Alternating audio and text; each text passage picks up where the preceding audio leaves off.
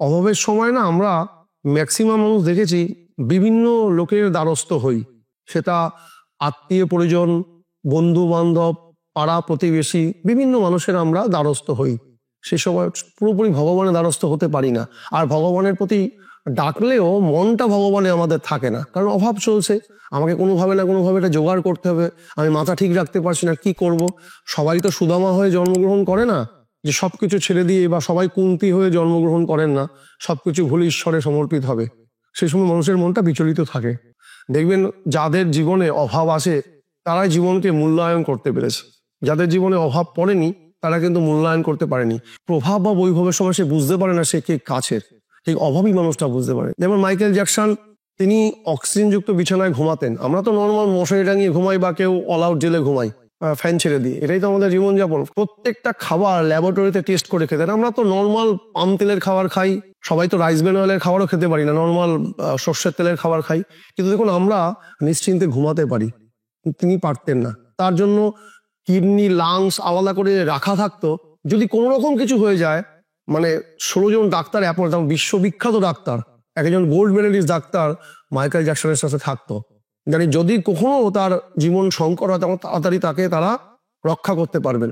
কিন্তু এত কিছুর পরেও তার জীবন কিন্তু 50 বছরে থেমে গেছিল। তিনি কিন্তু নিজের জীবনকে সার্ভাইভ করতে পারেননি, তিনি কারণটাকেই জানতে পারেননি, জীবনের কারণটা কি। কিন্তু একটা অভাবী মানুষ বুঝতে পারে যে তাকে কি করতে হবে বা কি পেতে হবে। অভাব মানুষকে প্রকৃত সত্য চিনতে শেখায়, কে আপন, কে পর, কে প্রিয়জন আর কে প্রয়োজন। প্রভু শ্রীরাম, শ্রীকৃষ্ণ, ভগবান বুদ্ধ, প্রভু যিশু, মোহাম্মদ, শ্রী চৈতন্য, শ্রীরামকৃষ্ণ, শ্রী শ্রী ঠাকুর অনুকূল চন্দ্র, ভারতের সনাতন আর্য সংস্কৃতির মেলবন্ধন একই প্ল্যাটফর্মে, একই সাথে। আপনাদের হাতের মুঠোয় নিয়ে এসেছে কল্কি অবতার অ্যাপ। শিক্ষা, অনুপ্রেরণা আর আধ্যাত্মিক বিনোদনের এক অনন্য ভাণ্ডার। এখন 3টি ভাষায় উপলব্ধ, বাংলা, হিন্দি ও ইংরেজিতে। আজই ডাউনলোড করুন গুগল প্লে স্টোর থেকে সম্পূর্ণ বিনামূল্যে। লিংক পাবেন ভিডিওর ডেসক্রিপশন ও পিন কমেন্টে।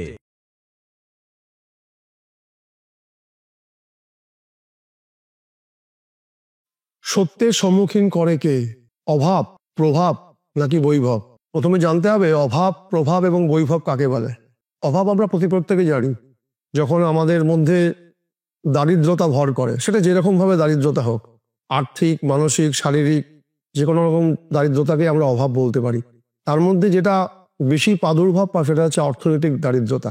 প্রভাবটা কেমন? প্রভাব মানে নিজেকে বলশালী মনে করা বা বলশালী হয়ে ওঠা। সেটা অবশ্যই অর্থনৈতিক ফ্রিডম থাকা দরকার তার জন্য, কারণ নাহলে আপনার ক্ষমতা থাকবে না। যত ক্ষমতাধর দেশ বলুন, ক্ষমতাধর মানুষ বলুন, তারা অর্থনৈতিক ফ্রিডম লাভ করে থাকে, এটাকে আমরা প্রভাব বলতে পারি। আমাকে বলে না যে এর প্রচুর ক্ষমতা, জানিস তো, এর সাথে তুই পারবি না, তার মানে তার প্রভাব আছে।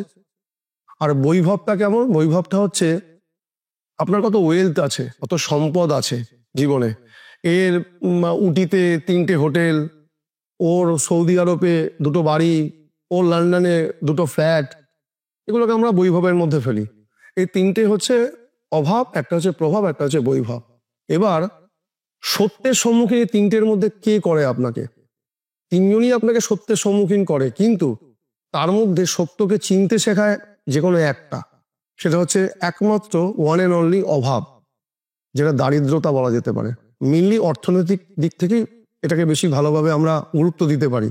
দেখবেন যখনই আপনি আর্থিক দিক থেকে দুর্বল, বা আপনার অর্থনৈতিক সমস্যা চলছে, প্রচুর ডামাডোল অবস্থা, অনেক জায়গায় ঋণগ্রস্ত হয়ে পড়েছেন, আপনার মানে কপট শূন্য হয়ে গেছে, আপনি নিঃস্ব যাকে বলা এক কথায়, সেই সময় দাঁড়িয়ে আপনি সব থেকে চিনতে পারবেন কিভাবে? যদি আপনি নিজের পরিবারের কাছেও তখন যান, যদি আপনি অন্য জায়গায় আছেন, আপনি নিঃস্ব হয়ে গেছেন, নিজের পরিবারে, এমনকি সেটা মাতা পিতাও হতে পারে, সব ক্ষেত্রে বলবো না, কিছু ক্ষেত্রে এক্সেপশনাল জিনিস ঘটে, কিন্তু সেক্ষেত্রে দেখবেন মাতা পিতাও আপনার হাত ধরতে ভয় পাবে। আপনার পরিবারে আপনার পরিজন, আপনার বোন, আপনার ভাই, আপনার শ্যালা, আপনার শ্যালিকা, আপনার শ্বশুর, আপনার শাশুড়ি, যে কেউ হোক না কেন, আপনার হাত ধরতে ভয় পাবে। এই দেখুন সামনেই 3য় বিশ্বযুদ্ধের হাতছানি অলরেডি শুরু হয়ে গেছে, ক্ষুদ্র ক্ষুদ্র ভাবে, সাময়িকভাবে, পুরোপুরি না হলেও। এই 3য় বিশ্বযুদ্ধকে যত না মানুষ ভয় পায়, তার থেকেও ভয় পায় একজন আর্থিক দুর্বল মানুষকে। কারণ সে যদি ভাবে যে এই অভাবের কারণে যদি আমার কাছে কিছু চেয়ে বসে, আমি তখন কি বলবো, কি উত্তর দেবো, এই চিন্তাতে সে থাকে। মানে সে ভয় পাচ্ছে আপনাকে। কিসে ভয় পাচ্ছে? কিছু দেওয়ার ভয়। তো যদি আপনি চেয়ে বসেন, এই অভাবের সময় আপনি আপনার কে প্রিয়, কে আপনার জন্য ভালো, কে আপনার জন্য খারাপ, কে আপনার হিতাকাঙ্ক্ষী বা কে আপনার হিতাকাঙ্ক্ষী নয়, আপনি সব থেকে আগে টের পাবেন এই অভাবের সময়। ম্যাক্সিমাম সময় মানুষের যখন প্রভাব বা বৈভব থাকে, মানুষ মানুষকে চিনতে পারে না, সে নিজেকেও চিনতে পারে না, আর তাহলে অন্য কাউকে চিনতে পারবে এটাও স্বাভাবিকভাবেই হয়ে ওঠে না। যে যখন মানুষ নিজেকেই চেনে না, সে অন্য কাউকে চিনবে কি করে? কিন্তু অভাব হলে সে চিনতে পারে আমার এই সংসারে আর কিছুই নেই, কোনো অস্তিত্বই নেই। তখন মানুষ ভগবানকে ডাকে, মানুষ ভগবানের শরণাপন্ন হয়, ঈশ্বরকে বলেন, এরকম ভাবে সে নিজের জীবনযাপন করতে চায়। কিন্তু যখন প্রভাব বা বৈভব থাকে, তখন কিন্তু মানুষের মনে কোনো কিছু গুরুত্ব পায়, তখন সবাই ঠিক বলছে। দেখবেন যাদের ক্ষমতা আছে, যাদের প্রভাব, মানে খুব ক্ষমতাশালী, ফিজিক্যাল পাওয়ার হতে পারে, যে কোনো কিছু পাওয়ার হতে পারে। কারণ ফিজিক্যাল পাওয়ার না হলে মেন্টাল পাওয়ারও পুরোপুরি আসে না। কারণ শরীর এবং মন সমভাবে। কারণ আপনি যদি অসুস্থ হন, দেখবেন আপনার মেন্টাল পাওয়ারটা অনেকটা কমে যাবে। যখন আমাদের জ্বর হয়, জ্বরটা তো হয় শরীরের মধ্যে, কিন্তু আমাদের মনের মধ্যে একটা প্রভাব পড়ে তখন তার মধ্যে, আমার আর ভালো লাগছে না কিছু। কারণ শরীর আর মনের একটা সমসাময়িক একটা গতি আছে। একটা যদি মানে দুর্বল হয়, তখন আরেকজনকে ডিটোরিয়েট করে। আবার ঠিক মনও যখন দুর্বল হয়, তখন শরীরটাও দুর্বল হয়ে পড়ে। এভাবে মন এবং শরীরের সাথে একটা সামঞ্জস্য মিল প্রত্যেকের মধ্যেই আছে। ঠিক প্রভাবের জন্য, ফাইন্যান্সিয়ালি প্রভাব, শারীরিক বল থাকে, তখন তার মেন্টাল পাওয়ারটাও বেড়ে যায়। আমি সবকিছু করতে পারি, if you think you can, আমার দ্বারা সব হয়। সেক্ষেত্রে দাঁড়িয়ে মানুষ তখন দিক বেদিক জ্ঞান করতে পারে না। সবাই বলছি না, ম্যাক্সিমাম পোর্শন অফ মানুষ, মানে সমাজের যারা স্তরের মানুষ আছে তাদের মধ্যে ম্যাক্সিমাম মানুষ, যদি 100 জন থাকে তার মধ্যে 99 জন মানুষই সেটাকে বুঝতে পারে না। তার আপন কে, তার কাছের কে, তার নিকটবর্তী মানুষকে বুঝতে পারে না। আর বৈভবের বেলা সে একই কথা। কারণ তার একটা চুলো গেলে আরেকটা চুলো জুটে যাবে। কারণ তার এখানে বাড়ি, ওখানে বাড়ি, এখানে ফ্ল্যাট, ওখানে ফ্ল্যাট, ওখানে জমি জায়গা, প্রচুর কিছু বৈভবের মধ্যে, ওয়েলথ, সম্পদ। কিন্তু অভাবের মধ্যে দাঁড়িয়ে সে নিজেকে বিচার করতে শিখতে পারে। অভাবের মধ্যে দাঁড়িয়ে সে বুঝতে পারে এ আমার আপন, এ আমার আপন নয়। কারণ অভাবেই থাকার সময় যে আপনার পাশে থাকবেন, জানবেন সেই সব থেকে আপনার কাছের মানুষ, সেই আপনার পরম আত্মীয়। সবাই ছেড়ে যেতে পারে, দেখবেন ভগবান আপনাকে কখনো ছেড়ে থাকবে না। কিন্তু অভাবের সময় না, আমরা ম্যাক্সিমাম মানুষ দেখেছি বিভিন্ন লোকের দ্বারস্থ হই। সেটা আত্মীয় পরিজন, বন্ধু বান্ধব, পাড়া প্রতিবেশী, বিভিন্ন মানুষের আমরা দ্বারস্থ হই। সে সময় পুরোপুরি ভগবানের দ্বারস্থ হতে পারি না।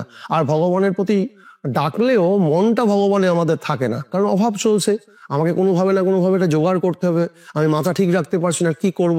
সবাই তো সুদামা হয়ে জন্মগ্রহণ করে না, যে সবকিছু ছেড়ে দিয়ে, বা সবাই কুন্তী হয়ে জন্মগ্রহণ করেন না, সবকিছু ভুলে ঈশ্বরে সমর্পিত হবে। সেই সময় মানুষের মনটা বিচলিত থাকে। দেখবেন যাদের জীবনে অভাব আসে তারাই জীবনকে মূল্যায়ন করতে পেরেছে। যাদের জীবনে অভাব পড়েনি তারা কিন্তু মূল্যায়ন করতে পারেনি। এটা গেল ফাইন্যান্সিয়ালি অভাব। এছাড়াও মনস্তাত্ত্বিক বিদরা বলেন, যারা ফাইন্যান্সিয়ালি খুব স্টাবলিশ, যেমন এলভিস প্রিসলি, যিনি রক ড্যান্সারের জনক বলা হয়, যেমন ধরুন মাইকেল জ্যাকসন, এনাদের জীবন যদি দেখেন, এদের কিছু প্রাচুর্য, মানে প্রভাব বা বৈভবের অভাব নেই, কিন্তু তারপরেও তারা একা। মাইকেল জ্যাকসন যেমন বাঁচতে চেয়েছিলেন 150 বছর, 50 বছরে তার জীবন থেমে গেছিল। এলভিস প্রিসলিও তাই, যেই সময় তার বয়স 35 বা 32, আমি ঠিক পুরোটা না বলতে পারলে 32 থেকে 35 বছর বয়সের মধ্যে তার নামে 75টা এরকম ব্র্যান্ড তৈরি হয়ে গেছিল। যাকে দেখে বলা হয় যে আমাদের ভারতে যিনি ডিস্কো ড্যান্সার মিঠুন চক্রবর্তী, তিনি কিন্তু এলভিস প্রিসলিকে দেখেই নাচ শিখেছিলেন। এনাদের প্রত্যেকের জীবন যদি আপনি দেখেন, এলভিস প্রিসলি বা মাইকেল জ্যাকসন, এরা কিন্তু একাকিত্বে ছিল। কারণ এলভিস প্রিসলি যখন 32 থেকে 35 বছর বয়স, তাকে জিজ্ঞেস করেছিলেন, আপনার যে এত বৈভব, এত প্রতিপত্তি, আপনার মনে তো প্রচুর আনন্দ। বলছে না, আমি খুব একা। তারা কিন্তু আপনার আমার মতো খুল্লা বাইরে বেরাতে পারে না, তাদের একটা রেস্ট্রিক্টেড জীবন আছে। এই রেস্ট্রিক্টেড জীবনও অনেক সময় তাদেরকে একাকিত্ব করে ফেলে। কারণ জীবনের মূল্যবোধ তাদের মধ্যে অতটা হয়ে ওঠে না।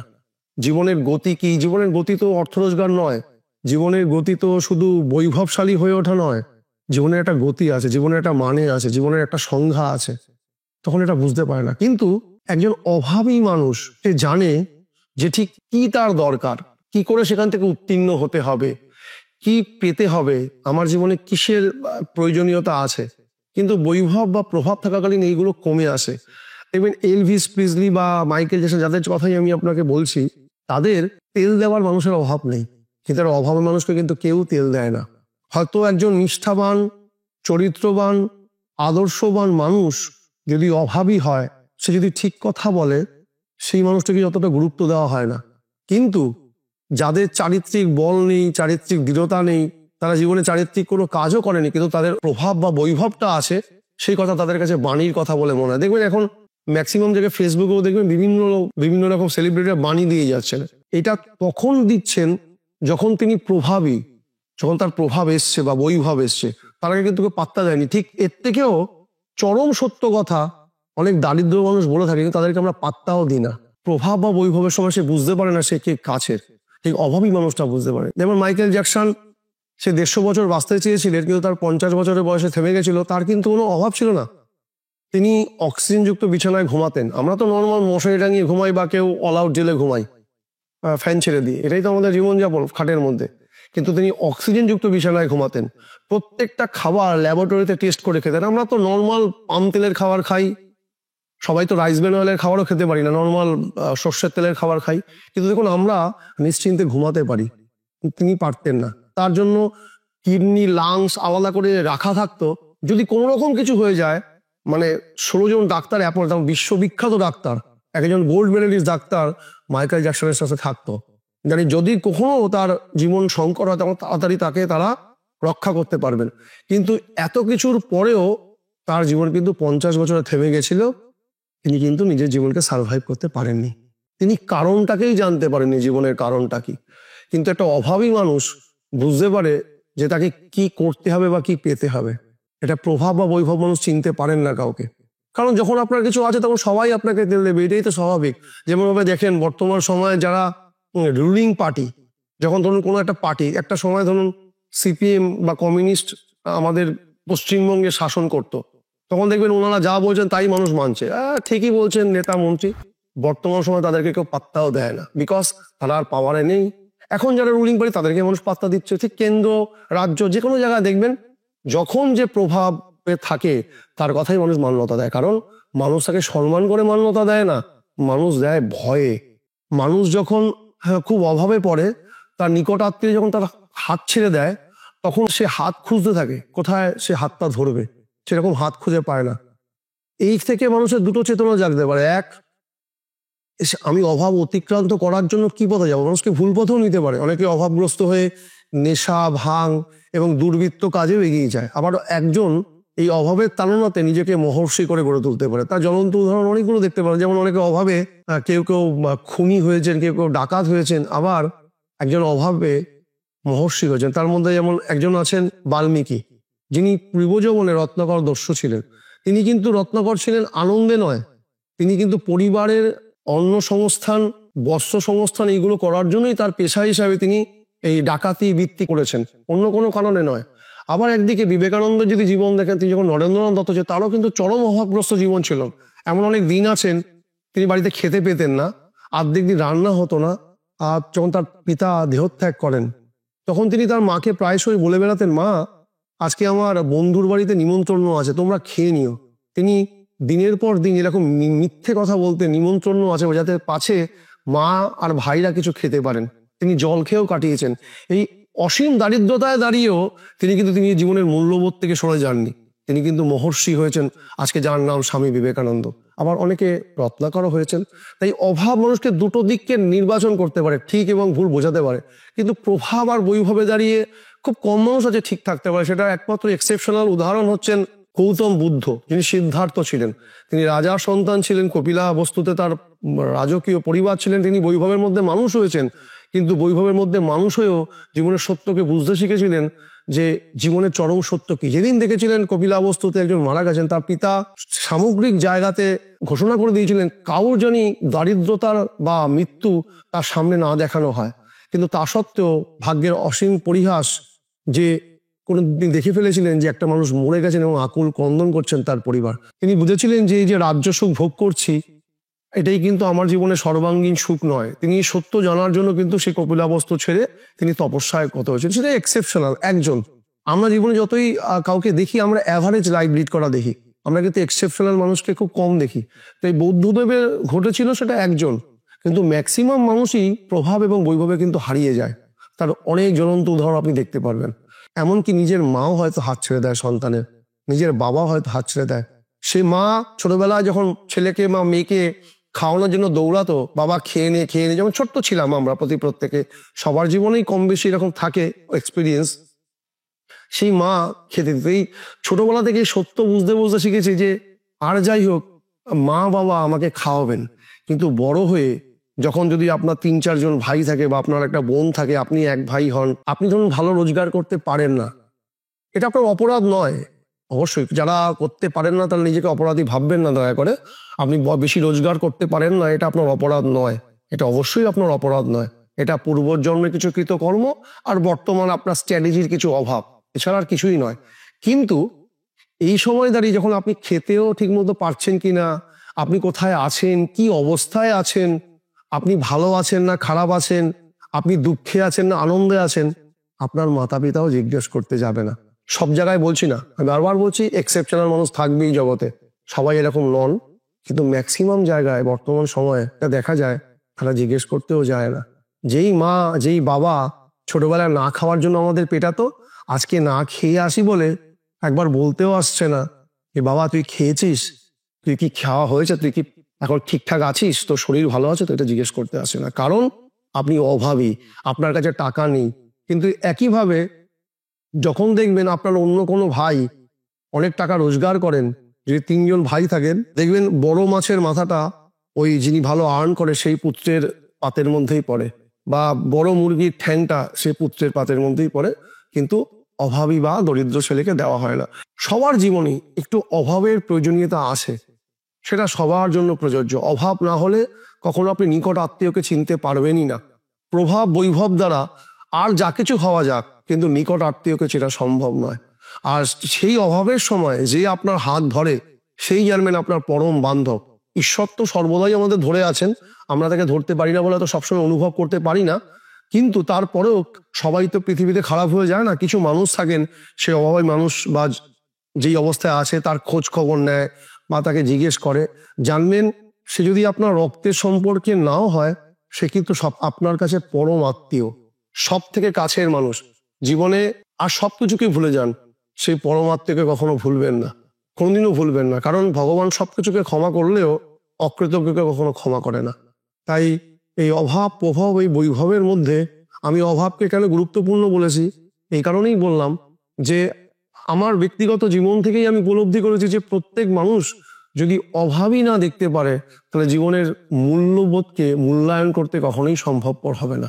কারণ সে ওই ভেবাচেকার মধ্যেই থাকবে। যেভাবে ছোটবেলা থেকে বড় হয়েছে, যখন সে জানছে যে আমার একজন মা আছে, আমার একটা বাবা আছে, আমার বোন আছে, আমার ভাই আছে, আমার আত্মীয় আছে, আমার পরিবার আছে, আমার পরিজন আছে, কিন্তু সবাই তো আছে, এই যে তার সাবকনসিয়াস মাইন্ডে গেঁথে গেছে আমার কেউ আছে, ব্যক্তিগতভাবে যখন তার ওই অভাব পরিস্থিতি তৈরি হলো, তখন কেউই নেই, সে শূন্য। আর যতক্ষণ মানুষ শূন্য না হয়, ততক্ষণ কেউ পূর্ণও হয় না। এই জীবনে প্রত্যেকের জীবনেই একবার করে শূন্যতা আসা দরকার, কারণ শূন্যতাই আমাদের পূর্ণতা লাভ করে, আর শূন্যতা না আসলে কখনো পূর্ণতা লাভ করে না। তাই প্রত্যেকেই জীবনে ভগবানের কাছে প্রার্থনা করি, সামগ্রিক চেতনা সমূহ দিয়ে একবার করে অভাব আসা প্রয়োজন, এবং অভাবে থেকে নিজের জীবনকে বিশ্লেষণ করুন যে কি করলেই অভাব দারিদ্রতা দূরে যায়। কারণ আমরা জানি যতক্ষণ না আমার ভাবির সাথে ভাব না হবে, ততক্ষণ কিন্তু অভাব যাবে না। সুধমার মতন অভাব না প্রিভিয়াস কাউর জীবনে এসছে, না বর্তমান কাউর জীবনে আছে, না ভবিষ্যতে কাউর জীবনে আসবে, যেটা আমি দেখেছি। তিনি কিন্তু তা সত্ত্বেও, আমি জানি না দ্বিতীয় বিশ্বযুদ্ধের সময় মানুষের এই অবস্থা হয়েছে কিনা, তাও তার কচু সিদ্ধ করে খেতে পেরেছিল। সুধমা 6-7 জন সন্তান ছিলেন, তারা আত পেটে না খেয়ে ঘুমিয়ে পড়েছেন কাঁদতে কাঁদতে। ভিক্ষা ছিল তার মেন পেশা, ভিক্ষাবৃত্তি, কারণ তিনি ব্রাহ্মণ ছিলেন, বিপ্র ছিলেন। হাড়ির মধ্যে একটা অন্ন ছিল, একটা চালের দানা থেকে তৈরি হয় একটা ভাত অন্ন ছিল। সেই একটা অন্নের মধ্যে তিনি আর্ধেক কৃষ্ণকে অর্পণ করে তারপর আর্ধেক খেয়ে জল খেয়ে শুচ্ছেন। এই যে স্ট্রাগেল, এই যে ফাইট, কিন্তু তাতে তার ভক্তির কিন্তু কোনো রকম ভাবে খাত পড়ছে না ভক্তিতে। এরকম মানুষ দুর্লভ। এটা আমি, এরকম অভাব আমি কারোর চাই না। আমি পরম পিতার কাছে সর্বাঙ্গীন প্রার্থনা করব, এই অভাব যিনি কারোর না আসে, তাহলে মানুষ ছিটকে যেতে পারে, এই অভাব সহ্য করা যাবে না। কিন্তু আপাতদৃষ্টিতে কিছু অভাব মানুষের জীবনে থাকা দরকার, যেটা থেকে মানুষ নিজেকে চিনতে পারে এবং নিজ আত্মীয় পরিজনকে চিনতে পারে, জানতে পারে। তাহলে যেখানে ভাব করলে তার অভাব দূর হবে, সে সেই ভাবির সাথে ভাব করবে এবং নিজেকে অভাব মুক্ত করে তুলবে। এটাই আমার প্রার্থনা। ভালো থাকুন। জয় গুরু। বন্দে পুরুষোত্তমম। প্রভু শ্রীরাম, শ্রীকৃষ্ণ, ভগবান বুদ্ধ, প্রভু যিশু, মোহাম্মদ, শ্রী চৈতন্য, শ্রীরামকৃষ্ণ, শ্রী শ্রী ঠাকুর অনুকূল চন্দ্র, ভারতের সনাতন আর্য সংস্কৃতির মেলবন্ধন একই প্ল্যাটফর্মে, একই সাথে। আপনাদের হাতের মুঠোয় নিয়ে এসেছে কল্কি অবতার অ্যাপ। শিক্ষা, অনুপ্রেরণা আর আধ্যাত্মিক বিনোদনের এক অনন্য ভাণ্ডার। এখন 3টি ভাষায় উপলব্ধ, বাংলা, হিন্দি ও ইংরেজিতে। আজই ডাউনলোড করুন গুগল প্লে স্টোর থেকে সম্পূর্ণ বিনামূল্যে। লিংক পাবেন ভিডিওর ডেসক্রিপশন ও পিন কমেন্টে।